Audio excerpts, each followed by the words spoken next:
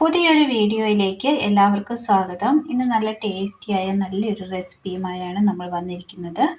അതിനായിട്ട് ഒരല്പം വഴുതനങ്ങ നമ്മൾ അരിഞ്ഞെടുത്തിട്ടുണ്ട്, ചക്കക്കുരു ക്ലീൻ ചെയ്തെടുത്തത്, സബോള അരിഞ്ഞെടുത്തത്. ഇനി ഇത് തയ്യാറാക്കുവാനായിട്ട് ഒരു ചട്ടി എടുത്തതിന് ശേഷം ചട്ടിയിലേക്ക് നമുക്ക് ചക്കക്കുരു ഇട്ട് കൊടുത്ത് അതിലേക്ക് ഒരല്പം വെള്ളം കൂടി ഒഴിച്ചു കൊടുക്കാം. മഞ്ഞൾപ്പൊടിയും കൂടി ഇട്ട് കൊടുക്കാം. ഇനി ഇത് അടുപ്പത്ത് വെച്ച് നന്നായി ഒന്ന് വേവിച്ചെടുക്കാം. ചക്കക്കുരു വെച്ച് കൊടുത്തതിന് ശേഷം നന്നായി ഒന്ന് തിളച്ച് വന്നിട്ടുണ്ട്. ഈ സമയം നമുക്ക് ഒരല്പം ഉപ്പ് ഇട്ട് കൊടുക്കാം, മൂടി വെച്ച് കൊടുക്കാം. ചക്കക്കുരു ഒന്ന് വെന്ത് വരുമ്പോഴേക്കും ഒരു ബൗൾ എടുത്തതിന് ശേഷം ബൗളിലേക്ക് നമുക്ക് വഴുതനങ്ങ ഇട്ട് കൊടുത്തിട്ടുണ്ട്. ഇതിലേക്ക് ഒരല്പം മഞ്ഞൾപ്പൊടിയും ഒരല്പം ഉപ്പും ഇട്ട് കൊടുത്ത് നന്നായി ഒന്ന് മിക്സ് ചെയ്തെടുക്കാം.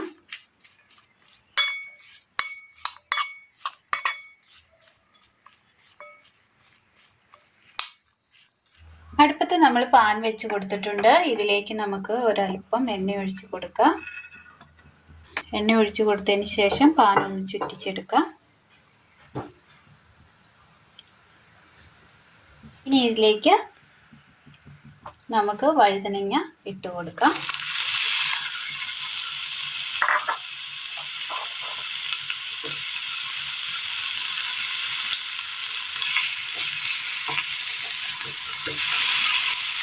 എന്നിട്ട് ലൈറ്റായിട്ട് നമുക്കൊന്ന് ഫ്രൈ ചെയ്തെടുക്കാം.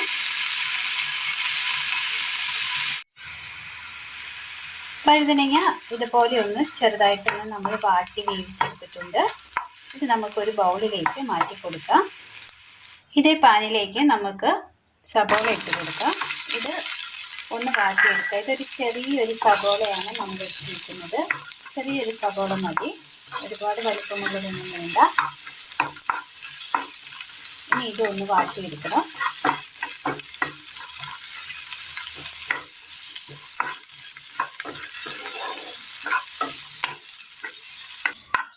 സബോള ഇതുപോലെ ഒന്ന് വാട്ടിയെടുത്തിട്ടുണ്ട്. നമ്മൾ ഒരുപാട് ഗോൾഡൻ കളർ ആവേണ്ട ആവശ്യമില്ല. ഇത് ഞാനൊരു പാത്രത്തിലേക്ക് ഇപ്പോൾ മാറ്റി കൊടുക്കാൻ പോവുകയാണ്. ചൂടായി വന്ന പാനിലേക്ക് നമുക്ക് എണ്ണ ഒഴിച്ചു കൊടുക്കാം.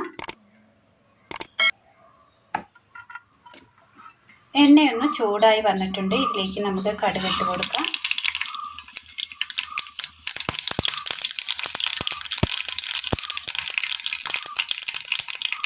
വെളുത്തുള്ളിയും കൂടെ ചതച്ചത്,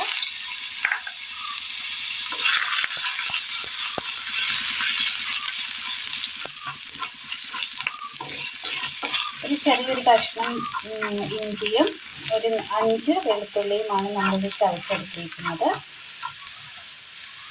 ഇതിലേക്ക് നമുക്ക് എരിവിനാവശ്യമായ മുളക് പൊടിയും ഒരല്പം മഞ്ഞൾപ്പൊടിയും മീറ്റ് മസാല,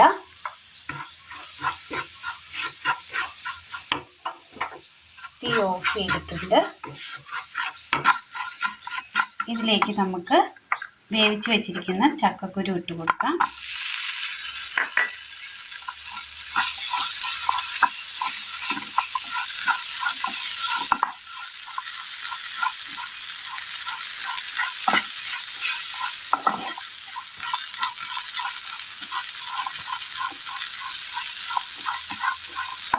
ഇതിലേക്ക് തന്നെ നമ്മൾ വാട്ടിയെടുത്ത സബോളയും ഫ്രൈ ചെയ്തെടുത്ത വഴുതനങ്ങയും കൂടെ ഇട്ട് കൊടുക്കാം.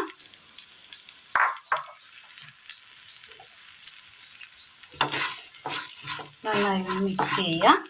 വഴുതനങ്ങയ്ക്കും ചക്കക്കുരുവിനും നമ്മൾ ഉപ്പിട്ട് കൊടുത്താണ് വേവിച്ചെടുത്തിരിക്കുന്നത്.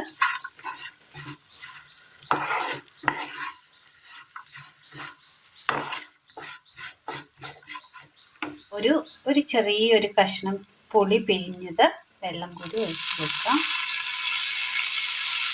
ഒരുപാടൊന്നും വേണ്ട, ഒരല്പം മതി. ഒന്ന് മിക്സ് ചെയ്യാം. ഇതിലേക്ക് 2 കതിർപ്പ് കറിവേപ്പില കൂടി ഇട്ട് കൊടുക്കാം.